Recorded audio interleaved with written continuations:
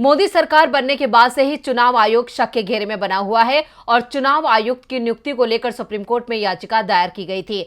Supreme court की 5 सदस्यों वाली संवैधानिक पीठ ने सुनवाई करते हुए ऐतिहासिक फैसला सुनाया है। तो क्या कहा है सुप्रीम कोर्ट ने अपने फैसले में, देखते हैं ये रिपोर्ट। चुनाव आयुक्त और मुख्य चुनाव आयुक्तों की नियुक्ति में अब केंद्र सरकार नहीं कर पाएगी मनमानी।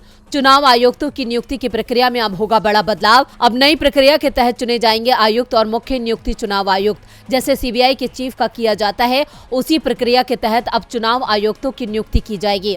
सुप्रीम कोर्ट में justice K M. Joseph, justice Ajay Rastogi, justice Aniruddha Bose, justice Hrishikesh Roy और जस्टिस सी.टी. रवि कुमार की संवैधानिक पीठ ने इसे लेकर फैसला सुनाया है। फैसले को सुनाते हुए जस्टिस के.एम. जोसेफ ने कहा कि अब मुख्य चुनाव आयुक्त और चुनाव आयुक्तों की नियुक्ति की 3 सदस्यों की कमेटी करेगी, जिसमें पीएम, लोकसभा में नेता प्रतिपक्ष और सीजीआई शामिल होगा।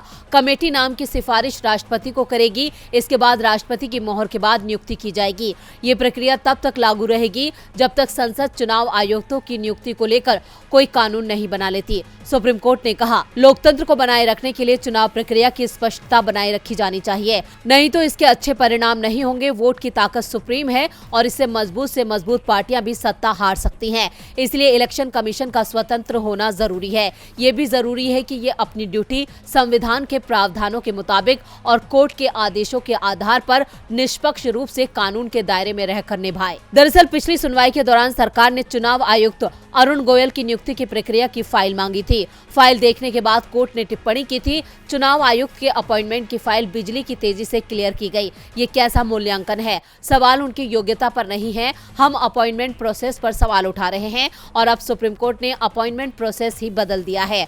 डीबी लाइव की रिपोर्ट।